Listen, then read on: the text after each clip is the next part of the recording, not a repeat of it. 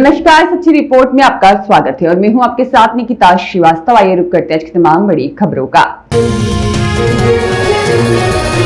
झांसी से एक दर्दनाक खबर सामने आई है, जहां पिकनिक मनाने गए इंटरमीडिएट के 4 छात्र गरिया बांध में डूब गए। इस हादसे में 2 छात्रों की मौत हो गई, जबकि 2 को मौके पर मौजूद लोगों ने किसी तरह बचा लिया। बताया जा रहा है कि चारों छात्र नाव लेकर बांध में वोटिंग कर रहे थे।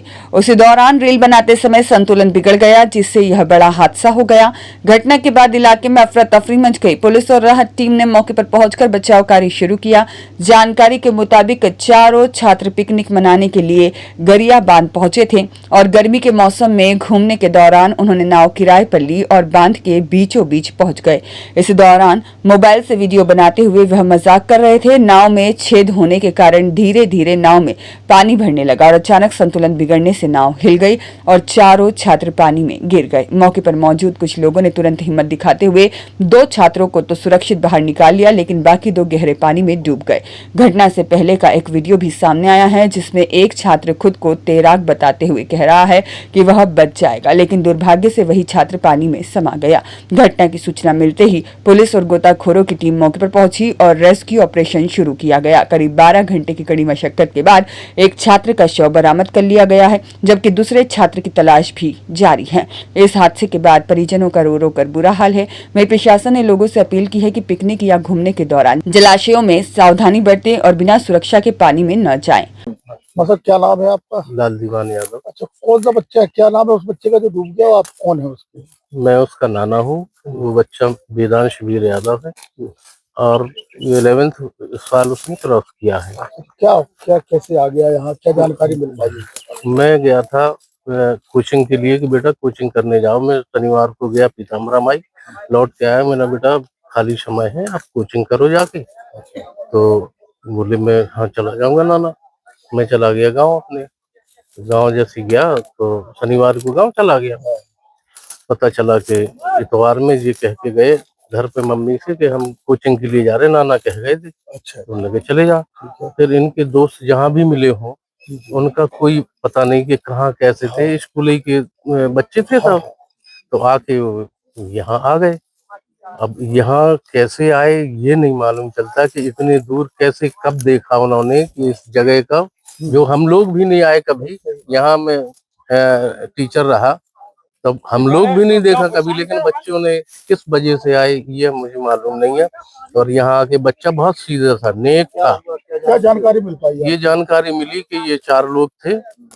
चारों लोग आके नाव उठाई उन्होंने कहा चलो भाई घूम लेते हैं नाव में। तो नाव में उठा के घूमने लगे और घूमने के साथ साथ ये हंसी मजाक करने लगे। कोई कहने लगा कि मुझे चश्मा दे दो, मैं इस रील बनाऊंगा। तो ऐसी में वो डिसबैलेंस बिगड़ गया और पानी जो टूटी फूटी नाव थी, यहाँ कौन मजबूत थी, नीचे से पानी भरा और भरता चला गया। इन लोगों को अंदाजा नहीं था कि जो 2 लोगों के लिए है या 4 लोगों के लिए। पानी भरा, गाड़ी डिसबैलेंस हुई नाव और ये लोग गिर गए। जबकि मेरा नाती वेदांश वीर तैरना जानता था। या तो उसने तैरने में दूसरे की मदद की होगी या ये पता नहीं चला कि क्या है क्या नहीं है। वो दूसरों की मदद करता रहता था। मजाक और रील बनाने के हाँ, ये भारी पड़ गया। ये डूब गए मेरे नाती और एक बच्चा और था, मोहम्मदन का बच्चा था बेचारा, वो भी चला गया। सब अच्छे बच्चे थे। क्या नाम है जाकिर हुसैन। सर? क्या हुआ और कौन थे ये जो डूब गए? क्या है?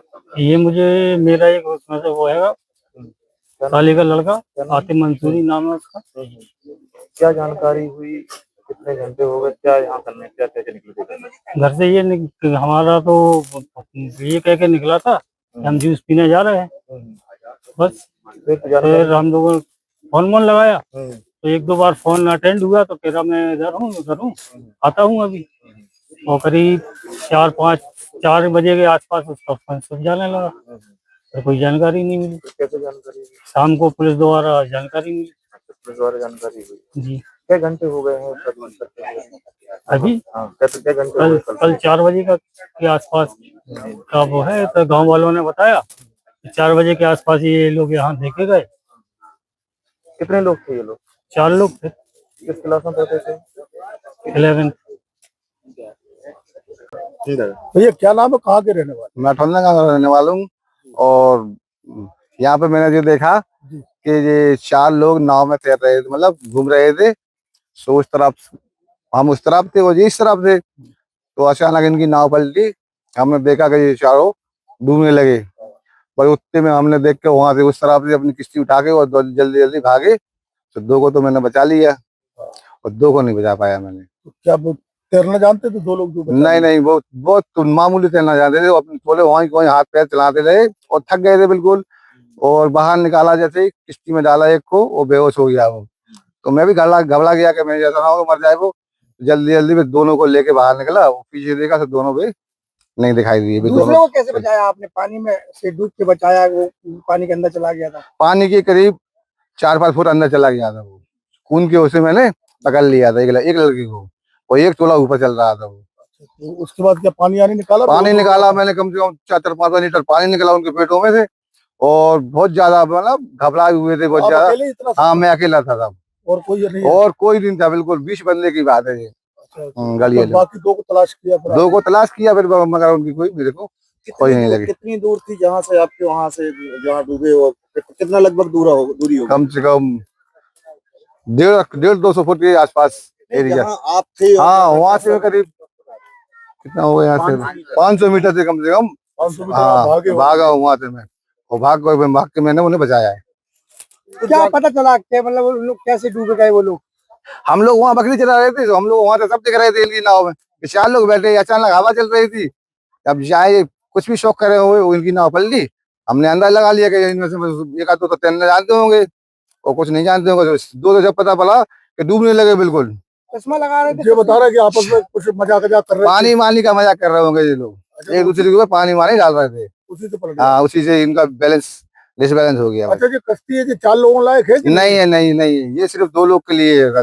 ये खड़ी थी, ये लोग अचानक ये तो कोई मछुआरों की रखी होगी, इन लोगों ने उठाई, वो चले गए लेके। इन्हें कोई जानकारी नहीं थी कि इसमें 4 लोग बैठते हैं कि 2 लोग बैठते हैं, इसलिए घटना हो गई। यहाँ सुरक्षा के मतलब कोई इंतजाम नहीं है? नहीं, यहाँ कोई सुरक्षा नहीं है। यहाँ किसी को रोक टोक कोई भी आए, कोई भी आए। और भी घटना कभी भी हो सकती है? ऐसी बहुत सी घटना हुई यहाँ पे। कम से कम 10-12 लोग पहले और भी मतलब बचाए हैं, और कुछ लोग तो डेड बॉडी हो गई, उनकी बॉडी निकाली। तो ऐसी घटना बन गया है, ऐसा ही हो गया। ये यहाँ कायदे से पुलिस या कोई सुरक्षा ऐसी होना ऐसी कोई सुरक्षा नहीं यहाँ पे होना चाहिए बस। अभी 2 लोगों की तलाश चल रही? अभी तलाश चल रही है उन दोनों की। कितने घंटे हो गए? कम से कम घंटे हो गए। कल वही 3:30 बजे की बात है जी। अब लगा लीजिए अंदाजा आप, कम से कम। आकाश कुलश्रेष्ठ की रिपोर्ट। उत्तर प्रदेश के झांसी शहर के बीकेडी चौराहा स्थित एक कोचिंग सेंटर के शिक्षक पर छात्राओं ने गंभीर आरोप लगाए हैं। दर्जनों छात्राओं ने शनिवार को एसएसपी कार्यालय पहुंचकर शिकायत पत्र दिया और शिक्षक के खिलाफ सख्त कार्रवाई की मांग की। शिकायत में छात्राओं ने आरोप लगाया है कि संबंधित शिक्षक न केवल पढ़ाई के दौरान धार्मिक भावनाओं को ठेस पहुंचाने वाली बातें करता है, बल्कि उन्हें अपने धर्म के विपरीत विचार अपनाने के लिए भी दबाव बनाता है। छात्राओं के अनुसार शिक्षक कथित रूप से हिंदू देवी देवताओं के बारे में अपमानजनक टिप्पणी करता है और हलाला जैसे प्रथाओं को सही बताता है। साथ ही यह भी आरोप लगाया कि वह गौमांस खाने के लिए प्रेरित करता है। छात्राओं ने यह भी आरोप लगाया है कि शिक्षक उनसे व्यक्तिगत मोबाइल नंबर मांगता है और रात में बात करने के लिए दबाव बनाता है। विरोध करने पर कोचिंग में आग लगवाने जैसी धमकी देने की बात भी सामने आई है, जिससे छात्राओं और उनके अभिभावकों में भय का माहौल है। छात्राओं ने एसएसपी से मांग की है कि मामले की निष्पक्ष जांच कर दोषी शिक्षक के खिलाफ कड़ी कार्रवाई की जाए, ताकि भविष्य में इस प्रकार की घटनाओं पर रोक लगाई जा सके। उनकी वजह से बच्चे हमारे यहाँ पे एक मिनट बच्चे कम से कम यहाँ पे आपसे बात करने के लिए आए। थाने का मत बताओ, थाने हम अच्छी तरीके से बट लेंगे। तुम इधर हमसे अगर पोलाइटली बात करने आए ना, तुम थाने में कानूनी तरीके से हमसे नहीं जीत पाओगे। पहली बात सुन लो तुम हमारी। हाँ बताओ। तुम कानूनी तरीके से हमसे नहीं जीत पाओगे, ये तुम लिखित में ले लो हमसे। अब आ जाओ नॉर्मल तरीके से। अगर तुम हमसे रिक्वेस्ट करने आओ, इज्जत से बात कर। आप धमकी दे रहे हो? किसकी धमकी दी मैंने? बच्चे को उसका करियर खराब करने की धमकी दे रहे हो? मैं कैसे करियर खराब करूंगा? क्यों? अभी आप अपनी बात से पलट रहे हो। वीडियो रिकॉर्डिंग है, रिकॉर्डिंग दिखा दो आप। अरे यार सुनो, तुम ये बहुत जारियत करते हो तो हमारे घर करा दो बेइज्जती, ठीक है? हमारे घर करा दो तुम बेइज्जती। आप लोगों का बैच अच्छी कितने बजे का बैच है? मॉर्निंग में मैं बैचने में पहुंचा। आज शाम का है किसी का? हाँ, किसका है शाम को?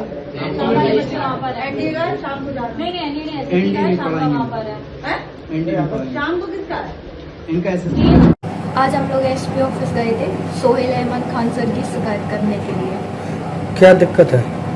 दिक्कत ये है कि वो ना तो सही से पढ़ा रहे हैं और हिंदू मुस्लिम का ये मतलब धार्मिक विवाद ज़्यादा उठाते हैं क्लासरूम में, ना सही से पढ़ाते हैं और बस ये हिंदू मुस्लिम करते रहते हैं। ये बच्चों को ये सिखाते हैं कि गौ का मांस खाओ और स्पेशली हम लड़कियों को बोलते हैं कि आप हमारा पर्सनल नंबर ले लो ताकि हम आपको रात के जो भी नोट्स वगैरह हो, और बोलते हैं कि रात को 11:30 बजे के बाद आप हमें पर्सनली मैसेज करिए ताकि हम आपको स्पेशल नोट्स भेजें। अब आप ये बताइए कि ये कौन से स्पेशल नोट्स भेजने की बात कर रहे हैं? जो रात को 11 बजे भेजे जाते हैं और हमारे सबके नंबर लेके हमसे नंबर लिए जाते हैं सबके, फिर हमें बोला जाता है कि आप हमें PDF हम आपको, जब आप हमें पर्सनल मैसेज करेंगे तब हम आपको PDF देंगे। और ये स्पेशली ओनली गर्ल्स से बोला गया है, ना कि पूरे। अगर आप किसी संस्थान में पढ़ा रहे हैं तो इसका मतलब ये थोड़ी है कि आप गर्ल्स से स्पेशली कुछ बात करें। आपको गर्ल्स और बॉयज़ को इक्वली लेके चलना पड़ेगा। आपने पहले कभी शिकायत की है पुलिस में? हाँ की है शिकायत। हमने शिकायत जब ऐसे कुछ हुआ ना, जब नंबर के बारे में, जब उन्होंने हमारे नंबर लिया तो हमने सर को बताया, तो सर ने उनको बोला, तो उन्होंने सीधा बोला कि मैं कोचिंग में नहीं पढ़ाऊंगा और मैं धमकी देने लगे और हाँ। ये करवा देंगे वो करवा देंगे, बच्चों का फ्यूचर बर्बाद कर देंगे। हम तुम्हें खुला चैलेंज दे रहे हैं, तुम जो कर सकते हो कर लो, तुम जो उखाड़ सकते हो उखाड़ लो, हम नहीं पढ़ाएंगे तुम्हारी कोचिंग में और हम तुम्हारी कोचिंग में आग लगवा देंगे। हमारे सारे कौम के लोग हमारे साथ हैं, ऐसा उन्होंने बोला और अपने कौम की धमकी दी। और धार्मिक मुद्दे पे ज़्यादा बोलते हैं, जब हम क्लास लेते हैं तो भी वो धर्म से रिलेटेड चीज़ें ज़्यादा बोलते हैं कि तुम्हें ऐसा करना चाहिए, तुम्हारा धर्म, तुम्हारे भगवान, मतलब इससे ज़्यादा कि भगवान को पाखंडी वो बोलते हैं और बोलते हैं कि इस्लाम धर्म के ये होता है वो होता है। लड़कियों को फोर्स भी करते हैं कि ज़्यादातर आप इस्लाम धर्म की, मतलब कपड़ों को लेके भी उन्होंने कभी कमेंट किया कि आप लोग ऐसे कपड़े नहीं पहना करो, ऐसे रहा करो, ऐसे स्पेशली लड़कियों से। और हलाला जैसी मुद्दों पे भी इनने बात की और उसको सही बताया कि ये चीज़ अच्छी होती है, ये चीज़ बुरी होती है। हिंदू धर्म के बारे में काफ़ी बुराइयाँ की और हिंदू धर्म के देवी देवताओं के बारे में भी। और जब हम लोग ना इनके घर गए ना शिकायत लेके, 9 नंबर पुलिया में रहते हैं जहाँ भी इनका घर है, तो हम सब लोग गए जब इनके घर, तो जब इनके घर गए तो इन्होंने ना बहुत गंदे तरीके से, इनके जो अब्बू हैं अम्मी हैं सब ने बहुत गंदे तरीके से सारे लोगों से बात करी, गालियाँ दी। तो हम सब ने 112 नंबर पर कॉल भी किया था, तो पुलिस भी आई थी, पर उनमें से थे जो वो उनका साथ दे रहे थे पुलिस वाले खान, हाँ, तो उनका साथ दे रहे थे, हमारा साइड उन्होंने नहीं लिया। फिर हम अपने वापस आए और हमने अपनी शिकायत लिख के SP ऑफिस दी। SP ऑफिस में क्या आश्वासन मिला? SP ऑफिस में उन्होंने यही कहा है कि अभी कोतवाली जाओ, उन्होंने बोला कि कोतवाली जाओ। तो हमारा यही है उनसे कि आप हमारे भविष्य को ध्यान में रखें, सही फैसला मतलब सही चीज करें हमारे लिए। और आकाश कुलश्रेष्ठ की रिपोर्ट। निजीकरण के विरोध में जोधपुर डिस्कॉम संघर्ष समिति ने किया विरोध प्रदर्शन, सरकार और विभाग के नाम सौंपे ज्ञापन।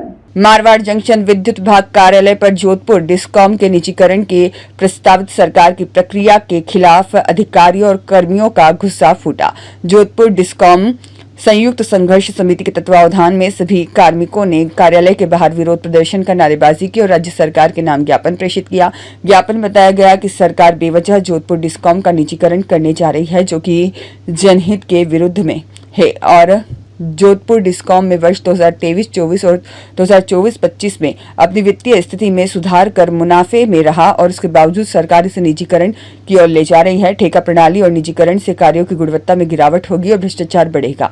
ज्ञापन प्रेषित कर तुरंत प्रभाव से जोधपुर डिस्कॉम के निजीकरण के प्रस्ताव को निरस्त करने की मांग की गई।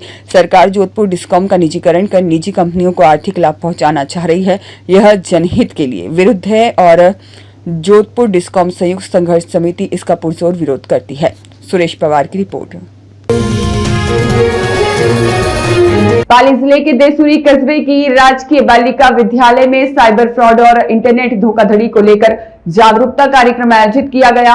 कार्यक्रम की अध्यक्षता न्यायिक मजिस्ट्रेट नीतू चौधरी ने की। कार्यक्रम की अध्यक्षता न्यायिक मजिस्ट्रेट श्रीमती नीतू चौधरी ने की। कार्यक्रम की शुरुआत मां सरस्वती की प्रतिमा पर पुष्पहार अर्पित कर की गई। इसके पश्चात न्यायिक मजिस्ट्रेट नीतू चौधरी ने विद्यार्थियों को साइबर फ्रॉड से जुड़े खतरों और उससे बचाव के उपाय के बारे में विस्तार से जानकारी दी। उन्होंने कहा कि मोबाइल पर आने वाले किसी भी अनजाने लिंक को स्पर्श नहीं करना चाहिए, क्योंकि इससे व्यक्तिगत जानकारी और डेटा साइबर अपराधियों के हाथ लग सकता है। उन्हें विद्यार्थियों को ऑनलाइन लेनदेन में सतर्क रहने, OTP साझा न करने और मजबूत पासवर्ड रखने की सलाह दी। कार्यक्रम के दौरान विद्यार्थियों को साइबर अपराधों से बचाव के विभिन्न तरीकों से अवगत कराया गया, जिससे वे डिजिटल दुनिया में सुरक्षित रह सकें। छोटे मत लगाइए 1 2 3 ABCD, नहीं, प्रॉपर लगाइए जिसमें स्मॉल लेटर्स हो, कैपिटल लेटर्स हो, जिसमें न्यूमेरिकल्स कुछ हो, ताकि आपका पासवर्ड सेफ रहेगा। घर का ताला तो मैं लगा देंगे, स्टील का यहाँ पे लगा हुआ है।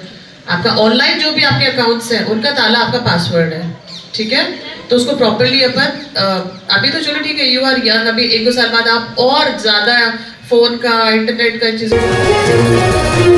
मारवाड़ सिविल न्यायालय ACJM और मुख्य न्यायाधीश ने साइबर अपराध बचाव के बारे में छात्र छात्राओं को किया जागरूक। मारवाड़ कस्बे की राजकीय सीनियर उच्चतर माध्यमिक विद्यालय और कस्तूरबा आवासीय छात्रावास पर विधिक सेवा प्राधिकरण अभियान के तहत सिविल न्यायालय मारवाड़ जंक्शन के ACJM भंवर सिंह और मुख्य न्यायाधीश सोनिया गौरी की अध्यक्षता में साइबर फ्रॉड और इंटरनेट धोखाधड़ी को लेकर जागरूकता कार्यक्रम आयोजित किया गया। कस्तूरबा आवासीय छात्रावास पर कार्यक्रम की अध्यक्षता न्यायिक मजिस्ट्रेट सोनिया गौरी ने की और ACJM भंवर सिंह न्यायिक मजिस्ट्रेट सोनिया गौरी ने विद्यार्थियों को साइबर फ्रॉड से जुड़े खतरों और उससे बचाव के उपाय के बारे में विस्तार से जानकारी दी। उन्होंने कहा कि मोबाइल पर आने वाले किसी भी अनजाने लिंक को स्पर्श नहीं करना चाहिए, क्योंकि इससे व्यक्तिगत जानकारी और डाटा साइबर अपराधियों के हाथ लग सकता है। उन्होंने विद्यार्थियों को ऑनलाइन लेनदेन में सतर्क रहने, OTP साझा न करने और मजबूत पासवर्ड रखने की सलाह दी। न्यायिक मजिस्ट्रेट द्वारा छात्र छात्राओं को मौलिक अधिकार, मौलिक कर्तव्य के बारे में भी जानकारी दी गई। कार्यक्रम के दौरान विद्यार्थियों को साइबर अपराधों से बचाव के विभिन्न तरीकों से अवगत कराया गया, जिससे वे डिजिटल दुनिया में सुरक्षित रह सके। तो हम जैसे अब इससे और डिटेल में बात करें तो कभी-कभी आप लोग ऑनलाइन गेम खेलते हो, इसमें होता है कि आप कुछ परचेज कर लो।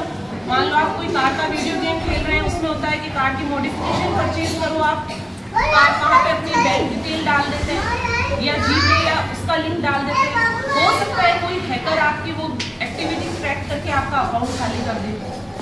कभी ऐसा होता है कि हम बहुत से, जैसे आप गर्ल्स हैं तो ब्यूटी टिप्स गेम्स होते हैं, जिसमें वो आपसे मांगते हैं कि आप अपना एक क्लोन की तरह वहाँ पे एक अवतार क्रिएट कर लो और फिर आप उसकी ग्रूम कर सकते हो, उसको अच्छे से उसके लिए ड्रेसेस परचेज कर सकते हो।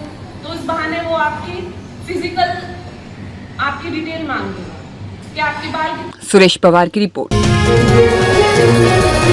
यात्रियों की सुविधा के लिए रेल प्रशासन ने मैसूरू जोधपुर मैसूरू एक्सप्रेस साप्ताहिक स्पेशल रेल सेवा का संचालन किया शुरू। रेलवे द्वारा ग्रीष्म अवकाश पर यात्री यातायात को देखते हुए यात्रियों की सुविधा के लिए मैसूरू जोधपुर मैसूरू एक्सप्रेस साप्ताहिक स्पेशल रेल सेवा का संचालन किया जा रहा है। उत्तर पश्चिम रेलवे के द्वारा जनसंपर्क अधिकारी अमित सुदर्शन के अनुसार गाड़ी संख्या 06273 मैसूरू जोधपुर एक्सप्रेस साप्ताहिक स्पेशल रेल सेवा दिनांक 13 अप्रैल 2026, 20 अप्रैल 2026 और 27 अप्रैल 2026 को 3 ट्रिप मैसूरू से सोमवार को 8:15 पर रवाना होकर बुधवार को 5 बजे जोधपुर पहुंचेगी। इसी प्रकार गाड़ी संख्या 06274 जोधपुर मैसूरू एक्सप्रेस साप्ताहिक स्पेशल रेल सेवा दिनांक 16 अप्रैल 2026, 23 अप्रैल 2026 और 30 अप्रैल 2026 को 3 ट्रिप जोधपुर से गुरुवार को 10:45 पर रवाना होकर शनिवार को 6 बजे मैसूरू पहुंचेगी। यह रेल सेवा मार्ग में मंडिया, केंगेरी, बेंगलुरु, यशवंतपुर, तुमकुर और अरसीकेरे, कडूरू, दावणगेरे, हावेरी, हुबली, धारवाड़ और बेलगावी, घटप्रभा, मीरज, सांगली, कराड़, सातारा, पुणे, लोनावला, कल्याण, वसई रोड और वापी, सूरत, वडोदरा, साबरमती, मेहसाना, पालनपुर, आबू रोड, पिडवाड़ा, जवाई बांध, फालना, रानी, मारवाड़ जंक्शन, पाली, मारवाड़ और लूनी स्टेशनों पर ठहराव करेगी। इस रेल सेवा में 1 सेकंड एसी, 3 थर्ड एसी, 10 द्वितीय शयनयान और 6 साधारण श्रेणी, 2 गार्ड डिब्बों सहित 22 डिब्बे होंगे। सुरेश पवार की रिपोर्ट। सिख समाज के चेयरमैन सरदार जगदेव सिंह खालसा ने बताया कि धन धन नवे गुरु श्री गुरु तेग बहादुर साहब के प्रकाश पर्व के उपलक्ष्य में गुरुद्वारा श्री गुरु तेग बहादुर साहब में जोधपुर की समूह साधु संगत ने मिलजुल कर 4 अप्रैल शनिवार के दिन अखंड पाठ साहब आरंभ किए, जिसकी संपूर्ण समाप्ति सोमवार 6 अप्रैल को निर्विघ्नता से संपन्न हुई। गुरुद्वारा श्री गुरु तेग बहादुर साहब के प्रधान सेवादार और समाज प्रवक्ता सरदार जितेंद्र सिंह बत्रा ने बताया कि 7 अप्रैल को श्री गुरु तेग बहादुर साहब के प्रकाश पर्व को ध्यान में रखते हुए जोधपुर का संपूर्ण गुरु नानक नाम लेवा समाज अर्थात सिख, पंजाबी और सिंधी समाज गुरुद्वारा श्री गुरु तेग बहादुर साहब सिंधी कॉलोनी में इस पर्व को बड़े हर्षोल्लास और श्रद्धा भावना के साथ सुबह से शाम तक विभिन्न धार्मिक कार्यक्रमों और निःशुल्क मेडिकल कैंपों के आयोजन से करने जा रहा है। सचिव सरदार जगमोहन सिंह ने बताया कि इस अवसर पर भाई अमनप्रीत सिंह पावटा साहब हिमाचल प्रदेश वाले अपने हर्षज गायन द्वारा सुबह 8 बजे से 9:30 तक और रात्रि को 8 बजे से 10 बजे तक संगतों को निहाल करेंगे और सभी दीवानों की समाप्ति के पश्चात गुरु का अटूट लंगर बांटा जाएगा। गुरुद्वारा श्री गुरु सिंह सभा के प्रधान सरदार दर्शन सिंह लोटे और सचिव कुलदीप सिंह सलूजा ने बताया कि इस अवसर पर निःशुल्क मेडिकल कैंपों का भी सभी वर्ग और समाजों के लिए आयोजन किया जा रहा है, जिसमें रूम नंबर 1 में आयुर्वेदिक कैंप आयुर्वेदिक विश्वविद्यालय करवड़ द्वारा सुबह 9 बजे से 3 बजे तक आयोजित किया जाएगा। इसके साथ साथ रूम नंबर 2 में CMHO जोधपुर एवं एलोपैथिक कैंप का आयोजन किया जा रहा है। सुबह 8 बजे से 12 बजे तक, शाम को 5 बजे से 7 बजे तक किया जाएगा। सभी कैंपों में परामर्श के साथ साथ निःशुल्क दवाइयों का वितरण भी किया जाएगा। नाड़ी विशेषज्ञ वेद सुशील पणिया की सेवाएं रूम नंबर 2 में उपलब्ध रहेंगी, जो सर्वाइकल स्पॉन्डिलाइटिस, माइग्रेन, गोला और पेचुटी, कमर दर्द इत्यादि में राहत के लिए कार्य करेंगे। इसके साथ साथ एक प्रतिष्ठित लैब मानव रोग जांच सेवा द्वारा कई प्रकार की जांचें भूखे पेट निःशुल्क की जा रही हैं। शाम को हड्डी रोग विशेषज्ञ डॉक्टर विठल दास की सेवाएं रूम नंबर 7 में शाम 5:30 से 6:30 तक परामर्श और निःशुल्क दवाइयों के वितरण के साथ रहेगी। शाम 7 बजे से 9 बजे तक रूम नंबर 1 में सरदार हरपाल सिंह राठौर और राठौर परिवार द्वारा निःशुल्क आंखों की जांच और जरूरतमंदों को नजर के चश्मों का निःशुल्क वितरण किया जाएगा। शाम को 7 बजे से 9 बजे तक प्रतिष्ठित डायबिटिक स्पेशलिस्ट सरदार डॉक्टर महेंद्र सिंह और उनकी टीम द्वारा डायबिटीज के निस्तारण उपचार और निःशुल्क कैंप का आयोजन किया जाएगा। इसके लिए मरीज को अपने साथ अपनी थायराइड और पिछले 3 महीनों की ब्लड शुगर की जांच रिपोर्ट HbA1c लाना जरूरी है। वाहिगुरू जी का खालसा, वाहिगुरू जी की फतेह। कल गुरु तेग बहादुर जी साहब के प्रकाश पर्व के अवसर पर हमने गुरुद्वारा श्री गुरु तेग बहादुर साहब में एक मेमोग्राफी कैंप का आयोजन किया है। ये मेमोग्राफी कैंप जो है बेसिकली लेडीज़ के लिए होती है और ब्रेस्ट कैंसर की प्राइमरी स्टेज पर अगर किसी लेडीज़ को ये बीमारी है तो इस मशीन के द्वारा जो है इसका पता लग जाता है। हमने गुरुद्वारा श्री गुरु तेग बहादुर साहब में कल ये कैंप रखा है। उससे पहले हम लास्ट मंथ जो है ये कैंप गुरुद्वारा गुरु सिंह सभा में भी जो है आयोजित कर चुके हैं। वहाँ पर जो है हमने 25 महिलाओं का ये मेमोग्राफी टेस्ट किया था और कल भी हमारे पास जो है 25 एनरोलमेंट हो चुके हैं और 25 महिलाओं का कल हम मेमोग्राफी टेस्ट करेंगे। मेरी सारी साथ संगत से विनती है कि अगला कैंप इसके बाद फिर हम जो है अगले महीने करेंगे किसी एक गुरुद्वारा साहिब में। अभी वेन्यू डिसाइडेड नहीं है, तो जो भी महिलाएं मेमोग्राफी टेस्ट अपना कराना चाहती हैं और प्राइमरी स्टेज पर अगर उनमें कोई इस तरह के सिम्टम्स या इस तरह की कोई लक्षण दिख रहे हैं तो वो इस वैन में जो है अपना मेमोग्राफी टेस्ट करवा सकती हैं। मेमोग्राफी टेस्ट के अलावा शाम को जो है मेडिकल कैंप और सुबह भी जो है मेडिकल कैंप का जो है आयोजन किया गया है गुरुद्वारा प्रबंधक कमेटी की तरफ से। मेरी आप सबसे विनती है आप ज़्यादा से ज़्यादा संख्या में पधारें और इन मेडिकल कैंपों का और गुरुघर में जो आयोजन हो रहे हैं उनका जो है लाभ उठाना है। वाहिगुरू जी का खालसा, वाहिगुरू जी की। तेग बहादुर सिमरिए करनौनी दावे था सब थाई हुए सर। जैसा कि प्रधान साहब ने आपको प्रकाश गुरुपर्व के अवसर पर होने वाले धार्मिक कार्यक्रम और मेडिकल कैंप्स के बारे में आपको विस्तार पूर्वक बताया, इसी क्रम में कड़ी को आगे बढ़ाते हुए सिख इतिहास के बारे में और सिख गुरुओं के बहुत ही आलीशान इतिहास के बारे में जानकारी को और आम जनता तक पहुंचाने के क्रम में कल एक क्विज कंपटीशन का भी आयोजन किया जा रहा है, साथ ही एक ड्राइंग कंपटीशन का भी आयोजित किया जा रहा है, जिससे बच्चों में और आने वाली नई पीढ़ी में गुरुजी का इतिहास जानने की जो भावना है उसको और बढ़ावा मिलेगा। और इस क्विज कंपटीशन में जो भी प्रतिभागी भाग लेंगे उन सभी को एक यादगार स्वरूप एक मोमेंटो भी दिया जाएगा और विजेताओं को सम्मानित भी किया जाएगा। और इसी के साथ साथ पांवटा साहब से विशेष तौर से आमंत्रित किए गए भाई साहब भाई अमनप्रीत सिंह जी का जत्था कीर्तन दीवान की हाजिरी भरेगा और समाप्ति के बाद में गुरु का अटूट लंगर भी बरतेगा जी। अतः समूह जोधपुर वासियों को इस शुभ अवसर पर गुरुद्वारा साहब में आमंत्रित किया जाता है और आप इस विशेष अवसर पर गुरु दर्शन लाभ के साथ साथ में इन सुविधाओं का भी लाभ ले सकते हैं और सिख इतिहास के बारे में अपनी जानकारी और बढ़ा सकते हैं। आप सभी को एक बार फोन समूह प्रबंधक कमेटी की ओर से आप सभी को आमंत्रित किया जाता है। धन्यवाद। वाहिगुरू जी का खालसा, वाहिगुरू जी की फतेह। धन धन नौवें गुरु तेग बहादुर साहब महाराज का महान प्रकाश पर्व 7 अप्रैल को पूरे विश्व भर में मनाया जा रहा है, जिसको जोधपुर में भी गुरु नानक नाम लेवा संगत अर्थात सिख, पंजाबी और सिंधी समाज बड़े हर्षोल्लास श्रद्धा भावना के साथ में गुरुद्वारा श्री गुरु तेग बहादुर साहब तेग बहादुर नगर सिंधी कॉलोनी में मनाने जा रहा है। इस मौके पर हिमाचल प्रदेश से विशेष तौर से भाई साहब भाई अमनप्रीत सिंह जी का जत्था सुबह 8 से लेकर 9:30 बजे तक और रात को 8 से 10 बजे तक हरिजस गायन करते हुए संगतों को निहाल करेंगे और दोनों दीवानों के पश्चात गुरु का अटूट लंगर बरताया जाएगा। सिख समाज हमेशा से एक सेवाभावी समाज रहा है और केवल धार्मिक आयोजन ही नहीं करता, ये सामाजिक सरोकारों के साथ अपने आप को जोड़े रखता है। इसी कड़ी में बहुत सारे मेडिकल कैंपों का निःशुल्क आयोजन किया जा रहा है। रूम नंबर 1 में गुरुद्वारा साहब में आयुर्वेदिक कैंप लगेगा, जो कि आयुर्वेदिक विश्वविद्यालय करवड़ के सहयोग से किया जा रहा है।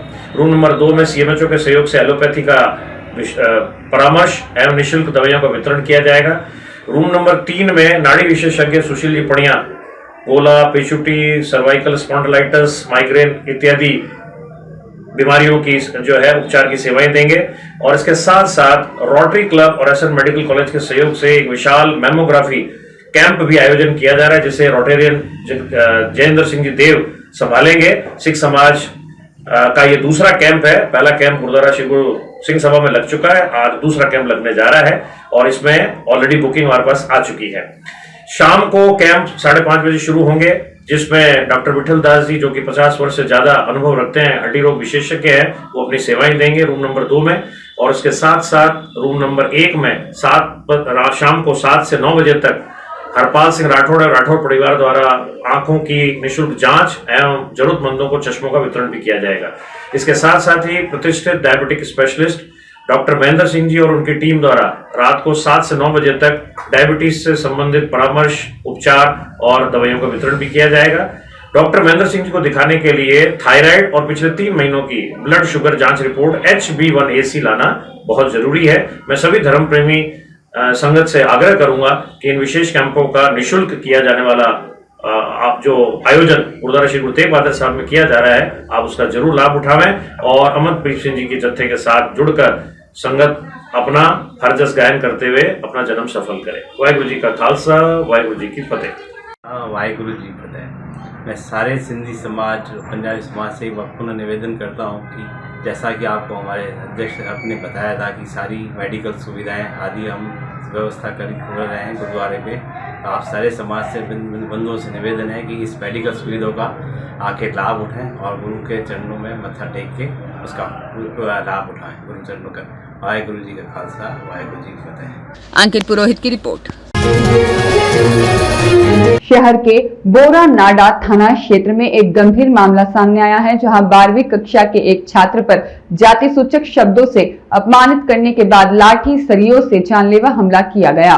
पीड़ित छात्र ने पुलिस में रिपोर्ट दर्ज कराते हुए आरोपियों के खिलाफ सख्त कार्रवाई की मांग की है। प्राप्त जानकारी के अनुसार बालाजी नगर पाल निवासी 18 वर्षीय छात्र नीरज सोलंकी, जो श्री वैष्णव उच्चतर माध्यमिक विद्यालय में अध्ययनरत है, स्कूल के भ्रमण से लौटते समय इस घटना का शिकार हुआ छात्र का आरोप है कि 5 अप्रैल को जोधपुर रेलवे स्टेशन से लौटने के दौरान मोबाइल को लेकर हुई मामूली विवाद के बाद में आरोपियों ने उसे निशाना बनाया। पीड़ित के अनुसार स्कूल से घर लौटते समय आदित्य, उसका बड़ा भाई यश और हिमांशु, भवानी सहित 10-12 युवकों ने उसे घेर लिया। इस दौरान आरोपियों ने जाति सूचक शब्दों का प्रयोग करते हुए न केवल उसका अपमान किया बल्कि लाठी, सरिया और अन्य हथियारों से उस पर हमला कर गंभीर चोटें पहुंचाई।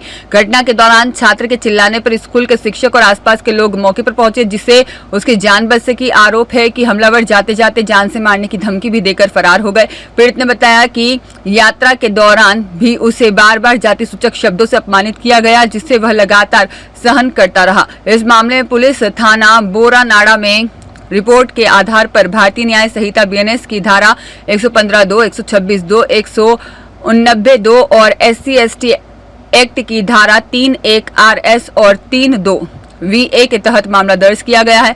मामले की जांच सहायक पुलिस आयुक्त स्तर के अधिकारी को सौंपी गई है। पुलिस का कहना है कि आरोपियों की पहचान कर उनकी गिरफ्तारी के प्रयास तेज कर दिए गए हैं और दोषियों के खिलाफ सख्त कानूनी कार्रवाई की जाएगी। नाम मैं वैष्णव स्कूल का छात्र हूँ और हमारे स्कूल है जो 1 अप्रैल से 5 अप्रैल तक टूर लेके गया था जम्मू वैष्णव देवी के लिए। तो हम 1 तारीख को यहाँ से निकले थे और जम्मू गए थे। वहाँ पे वैष्णव देवी का टूर था तो वहाँ पे गए थे। तो वहाँ से आते टाइम जब हम जम्मू से कटरा बस स्टैंड के लिए रेलवे स्टेशन के लिए निकले थे तब क्या हुआ कि मेरा सर दर्द हो रहा था। बस में जो सभी बच्चे हैं जो फ़ोन म्यूजिक वगैरह चला रहे थे तो मेरा सिर दर्द हो रहा था। मैंने कुछ नहीं बोला, बट क्या हुआ इतने में मेरा फ़ोन आया, रिंग बजी। तो एक आदित्य नाम का लड़का है जो मेरे को बोल रहा है कि तेरा जो भी है ये बंद कर दे। थोड़ी सी बहस हुई थी कि नहीं तो तेरे को देख लूँगा वगैरह ये चीज़। तो ये हुआ था। उस टाइम हमारे टीचर पास में थे तो हमें रोक लिया, झगड़ा नहीं करने दिया, कुछ नहीं हुआ। ऐसा नॉर्मल सी बात थी, कुछ नहीं हुआ। फिर जब हम वहाँ से वापस आए स्कूल आए, स्कूल के बाद क्या हुआ कि हम आके रुके तो हमारे 5-6 फ्रेंड है जो हम कोल्ड ड्रिंक पीने के लिए पास में ही दुकान है स्कूल के पास में, वहाँ पर गए। वहाँ पर जाते ही जो क्या है आदित्य ने पहले से ही लड़के बुला रखे थे तो वो सब आ गए और वो मेरे ऊपर टूट पड़े। बस उसका एक भाई था यश नाम करके, उसने पूछा कौन है आदित्य। आदित्य ने मेरी तरफ इशारा किया। इतना बोलते ही वो मेरे ऊपर सारे टूट पड़े। मेरे को जाति सूचक शब्द भी बोले उन्होंने कि तेरी क्या औकात है, मेरे को मारने की धमकी भी दी कि तू जा भी दिखेगा तेरी टांगे तोड़ के तेरे को मार दूंगा, ये वो ऐसा कुछ हुआ था। आज पुलिस प्रशासन आप आए कल ही मैं पुलिस प्रशासन के पास आया था तो उन्होंने केस दर्ज करने का बोला ये वो, और आज हमारा केस दर्ज हो चुका है और अभी मैं बोरनाडे थाने आया हूँ। जान से मारने की धमकी मिली थी। अब अगर मेरे साथ आगे कुछ भी होता है तो पूरी जिम्मेदारी प्रशासन की। अंकित पुरोहित की रिपोर्ट। वंदे मातरम के 150 वर्ष पूर्ण होने पर 51 फीट तिरंगे के साथ निकली भव्य शोभा यात्रा। नगर में जगह जगह हुआ जोरदार शोभा यात्रा का स्वागत। अखिल भारतीय विद्यार्थी परिषद इकाई तखतगढ़ के तत्वावधान में वंदे मातरम के 150 वर्ष पूर्ण होने के उपलक्ष्य में सोमवार को कस्बे के महाराणा प्रताप चौक स्थित भव्य कार्यक्रम आयोजित किया गया, जहां विभिन्न विद्यालयों के विद्यार्थियों ने 51 फीट ऊंचे तिरंगे को लेकर नगर में शोभा यात्रा निकाली। महाराणा प्रताप चौक पर सामूहिक वंदे मातरम गायन कार्यक्रम का आयोजन भी किया गया। कार्यक्रम के मुख्य अतिथि थानाधिकारी शैतान सिंह चारण उपस्थित रहे। उपस्थित अतिथि जीवाराम कुमावत, मुख्य ब्लॉक शिक्षा अधिकारी सुमेरपुर और डॉक्टर अशोक चौधरी, साहिल माली, प्रांत सह मंत्री जोधपुर और प्रधानाचार्य गजेंद्र सिंह तंवर की विशेष उपस्थिति रही। इस दौरान शोभा यात्रा को पारस सोलंकी द्वारा हरी झंडी दिखाकर रवाना किया गया। यह शोभा यात्रा उप तहसील कार्यालय जवाहर चौक से प्रारंभ होकर हनुमान चौक, रामदेव चौक, मुख्य बाजार होते हुए महाराणा प्रताप चौक पहुंचकर संपन्न हुई। रास्ते में जगह जगह शोभा यात्रा में नन्हे विद्यार्थियों द्वारा विभिन्न स्वांग रचाकर विद्यार्थियों का नगरवासियों और व्यापारियों ने पुष्प वर्षा कर भव्य स्वागत किया और शोभा यात्रा में सम्मिलित हुए। इससे पूर्व मां शारदा और स्वामी विवेकानंद के समक्ष दीप प्रज्वलन कर कार्यक्रम का शुभारंभ किया गया। इस अवसर पर प्रांत कार्य समिति सदस्य विशाखा सुथार, रानिका जोशी और नगर मंत्री लक्ष्मी कुमावत, इकाई अध्यक्ष अंकिता नामा, लक्ष्मी देवासी, वीणा देवी रावल और काजल कुमावत, विजय दहिया, साथ ही करण मेवाड़ा और युवराज, राकेश, दक्ष सोनी, हसमुख माली सहित विद्यार्थी परिषद के अनेक कार्यकर्ता उपस्थित रहे।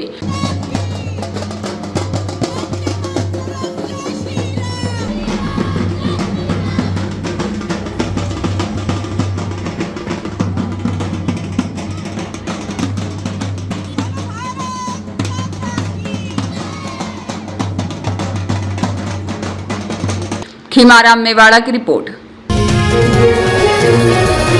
जिला मुख्यालय पर गैस वितरण स्थलों पर उपभोक्ताओं की भारी भीड़, समय पर टंकियां नहीं मिलने पर उपभोक्ताओं ने जताया आक्रोश। पाली जिला मुख्यालय पर अमेरिका, इस्राइल और ईरान के बीच चल रही जंग का असर देखा जा रहा है। जिला मुख्यालय पर गैस वितरण स्थलों पर उपभोक्ताओं की लंबी लंबी लाइनों में अपार भीड़ देखी जा रही है और तेज और कड़ी धूप में उपभोक्ता कई घंटे तक लाइन में खड़े रहने को मजबूर हैं और उनको गैस टंकी उपलब्ध नहीं होने से वह आक्रोशित नजर आए। आसपास के अनेक गांवों से आए ग्रामीण उपभोक्ताओं ने बताया कि समय पर गैस की टंकियां नहीं मिलने पर व्यवस्थाओं की पोल खुल रही है। एक और प्रशासन समुचित व्यवस्थाओं का दावा कर रहा है, दूसरी ओर गैस वितरण व्यवस्था में लंबी लंबी लाइनें देखी जा रही हैं और उपभोक्ता परेशानी में नजर आ रहे हैं। मेरा नाम शेर सिंह था, गुंदूर आयो मैं 17 तारीख टंकी बुकिंग हुई थी, OTP आई थी मन में आप क्या कैंसिल रहेगी हटाया बुकिंग कर लेवन कैंसिल रहेगी। हम सारी बुकिंग करो रही हो 20 दिनों में रोज तेल बढ़ना हो गया। हमें आया तो वो क्या ऑफिस बंद करने की ब्रो क्या मैं नहीं मेरा दो जो आए काले मन क्यों हाथ से फोन आई जो कहते मैं छूट दिया हो। हमारा नाम उत्तावर सिंह है, मैं देवण से आया हूँ और 43 किलोमीटर हमारा गाँव दूर है और गैस टंकी है बुक कितने आज 5 दिन हुआ है। हमें क्या कहते 3 बजे आए ना 2 बजे कह रहा है 2 बजे कह रहा है आज जब पहुँच। सुरेश पवार की रिपोर्ट। झांसी में 5 दिन से लापता एक किशोरी का शव संदिग्ध हालत में कुएं से बरामद हुआ है। शव की हालत ने कई गंभीर सवाल खड़े कर दिए हैं। परिजनों ने साफ तौर पर हत्या की आशंका जताई है। आखिर यह हादसा है या फिर सुनियोजित साजिश? फिलहाल पुलिस हर एंगल से जांच में जुटी है। झांसी के ओल्डन थाना क्षेत्र के ग्राम निमोनी में उस वक्त सनसनी फैल गई जब 5 दिन से लापता एक किशोरी का शव गांव के एक कुएं में मिला। मृतका की पहचान हर्षिता आर्य के रूप में हुई है। सूचना मिलते ही पुलिस मौके पर पहुंची और स्थानीय लोगों की मदद से शव को कुएं से बाहर निकलवाया गया, लेकिन शव की हालत ने पूरे मामले को और ज्यादा रहस्यमयी बना दिया। बताया जा रहा है कि किशोरी का मुंह बंधा हुआ था और शरीर के कुछ कपड़े भी गायब बताए जा रहे हैं। इन परिस्थितियों को देखते हुए परिजनों ने हत्या की आशंका जताई है। मौके पर पहुंचे थाना प्रभारी ने पुलिस बल के साथ जांच शुरू कर दी। घटनास्थल का बारीकी से निरीक्षण किया जा रहा है। फिलहाल पुलिस ने शव को पोस्टमार्टम के लिए भेज दिया है और हर एंगल से मामले की जांच की जा रही है। अब सबसे बड़ा सवाल यह है कि क्या यह एक हादसा है या फिर किसी साजिश के तहत की गई वारदात? इस सवाल का जवाब अब पुलिस जांच के बाद ही सामने आएगा। कहाँ के रहने वाले हैं आप? ओ हंसता। आपका क्या नाम है? मेरा जमुना बहन। ये कुएं में बॉडी मिली है, ये कौन है आपकी? और मेरी भतीजी लगती है, भतीजी है। कैसे खत्म हो गई, क्या है ये पता नहीं। मैं तो अभी बॉडी निकाली तो उसमें मुंह और गला बंधा है, उसका रस्सी से गला बंधा है, दुपट्टे से मुंह बंधा है, उसकी आंखें भी फोड़ी गई हैं। क्या लगता है आपको? मेरे को तो मर्डर लगता है, किसी ने मर्डर करके। किसी पे शक वगैरह है क्या? शक तो मैं किसी पर नहीं बता सकती, लेकिन मर्डर का केस। गायब थे ये 2 तारीख से गायब है। बॉडी मिली है आपके गाँव में, किनकी बॉडी है और कौन है? हमारे यहाँ 2 तारीख को एक लड़की की मिसिंग गुमशुदा की रिपोर्ट दर्ज हुई थी जो हर्षिता आर्य के नाम से थी। अभी एक कुएं में बॉडी मिली है जिसकी शिनाख्त हुई है, उसी हर्षिता आर्य के रूप में हुई है। क्या इनकी गुमशुदगी दर्ज कराई गई थी तो पुलिस द्वारा जांच की जा रही थी या क्या है? पुलिस द्वारा जांच की जा रही थी, लगातार पुलिस आ रही थी और इन्वेस्टिगेशन भी कर रही थी, लेकिन वो कुछ सुराग नहीं मिल पा रहा था। क्या लगता है आपको? बॉडी का मुंह बंधा हुआ है और नीचे से भी कपड़े नहीं है, तो ये लग रहा है कि हत्या की आशंका है, किसी ने मर्डर करके और कुएं में फेंका है। पुलिस मौके पर पहुंची तो एक महिला का शव इसमें बरामद हुआ है, जिसको तत्काल कब्जे में लेकर पोस्टमार्टम के लिए भेजा गया। प्रकरण में जो परिजनों ने जो भी शक जाहिर किया है उसके आधार पर संदिग्धों को हिरासत में लेकर पूछताछ की जा रही है। शीघ्र ही प्रकरण का खुलासा करते हुए आगे की प्रगति से अवगत कराया जाएगा। क्या कोई संदिग्ध गिरफ्तार हुए हैं? हाँ, संदिग्धों को हिरासत में लेकर पूछताछ की जा रही है। आकाश कुलश्रेष्ठ की रिपोर्ट। विजय गणेश सेवा प्रन्यास द्वारा कुष्ठ रोगियों को वितरित की गई खाद्य सामग्री निम्बड़ी स्थित कुष्ठ चिकित्सालय में कुष्ठ रोगियों को निःशुल्क सूखी खाद्य सामग्री वितरित की गई। ट्रस्ट के अध्यक्ष अरुण कुमार गट्टानी, उपाध्यक्ष और कुलगुरु प्रोफेसर गोविंद साय शुक्ल और अन्य पदाधिकारियों ने खाद्य सामग्री वितरित की। विजय गणेश सेवा प्रन्यास जोधपुर द्वारा एक सराहनीय सेवा कार्य के अंतर्गत निम्बा निम्बड़ी स्थित कुष्ठ चिकित्सालय में निवास कर रहे कुष्ठ रोगियों को निःशुल्क सूखी खाद्य सामग्री और दैनिक उपयोग की आवश्यक वस्तुओं का वितरण किया गया। इस अवसर पर प्रन्यास की ओर से रोगी भाई बहनों को मसाले, तेल, चाय पत्ती, शक्कर, झाड़ू और अन्य दैनिक उपयोग की सामग्रियां वितरित की गई। यह सामग्री रोगियों की आवश्यकताओं को ध्यान में रखते हुए पूर्व सूचना के आधार पर जुटाई गई थी। प्रन्यास अध्यक्ष अरुण कुमार गट्टानी ने बताया कि सेवा कार्य प्रन्यास की सतत सामाजिक जिम्मेदारी का हिस्सा है। उन्होंने कहा, हमारा उद्देश्य जरूरतमंदों तक आवश्यक संसाधन पहुंचाना और समाज में सकारात्मक उदाहरण प्रस्तुत करना है। इस वितरण कार्यक्रम में विजय गणेश सेवा प्रन्यास ट्रस्ट के उपाध्यक्ष और आयुर्वेद विश्वविद्यालय के कुलगुरु प्रोफेसर वेद गोविंद सहाय शुक्ल, श्रीमती प्रेमलता शर्मा, सचिव एडवोकेट तिरुपति चंद्र शर्मा और सुरेश डोडवानी, श्रीमती सुनीता डोडवानी और समाज सेविका ने सक्रिय भागीदारी निभाई। रोगियों की ओर से बसंती बाई, भरत भाई, शकरदान और गोकुल राम ने ट्रस्ट के प्रति आभार व्यक्त करते हुए कहा कि सेवा प्रन्यास द्वारा समय समय पर की जा रही यह सहायता हमारे लिए बहुत ही लाभकारी और उत्साहवर्धक है। हम उनके आभारी हैं। यह सेवा कार्य न केवल रोगियों के लिए सहारा बना बल्कि समाज में मानवीयता, संवेदनशीलता और सेवा भावना का प्रेरणादायक उदाहरण भी प्रस्तुत करता है। डॉक्टर दिनेश शर्मा की रिपोर्ट। आयुर्वेद विश्वविद्यालय में विश्व स्वास्थ्य दिवस पर योग एवं स्वास्थ्य संवर्धन कार्यक्रम का हुआ आयोजन। अधिकारियों, कर्मचारियों और छात्रों को सूर्य नमस्कार, प्राणायाम, स्लो, मीडियम और फास्ट राउंड तोड़ और सूक्ष्म व्यायाम का करवाया गया अभ्यास। शरीर के साथ मन के स्वस्थ रहने पर ही वर्तमान समय में हो रहे जटिल रोगों से बचा जा सकता है, कुलगुरु प्रोफेसर शुक्ल ने कहा। डॉक्टर सर्वपल्ली राधाकृष्णन राजस्थान आयुर्वेद विश्वविद्यालय के कुलगुरु प्रोफेसर वेद गोविंद सहाय शुक्ल की गरिमामय उपस्थिति में विश्व स्वास्थ्य दिवस के अवसर पर प्रातःकालीन स्वास्थ्य संवर्धन कार्यक्रम का आयोजन किया गया। यह कार्यक्रम विश्वविद्यालय परिसर स्थित प्रशासनिक भवन के सामने उद्यान में आयोजित किया गया, जिसमें शिक्षकों, अधिकारियों, कर्मचारियों और विद्यार्थियों ने उत्साहपूर्वक भाग लिया। कार्यक्रम प्रातः 6 बजे से प्रारंभ हुआ। शुरुआत में दौड़, स्लो, मीडियम और फास्ट राउंड रेस से हुई और जिसके पश्चात सूक्ष्म व्यायाम करवाए गए और उसके बाद खेलकूद गतिविधियां जैसे खो खो आदि का आयोजन किया गया।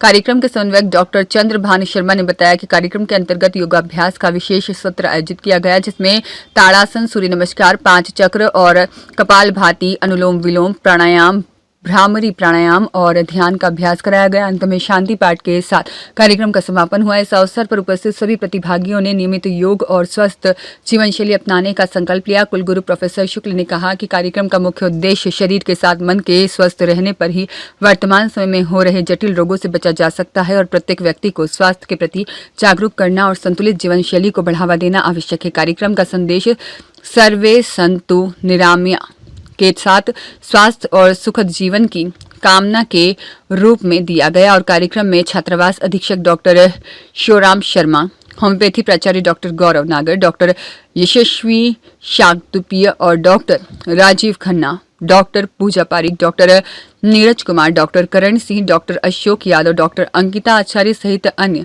संकाय सदस्य और छात्र छात्राएं उपस्थित रहे। डॉक्टर दिनेश शर्मा की रिपोर्ट।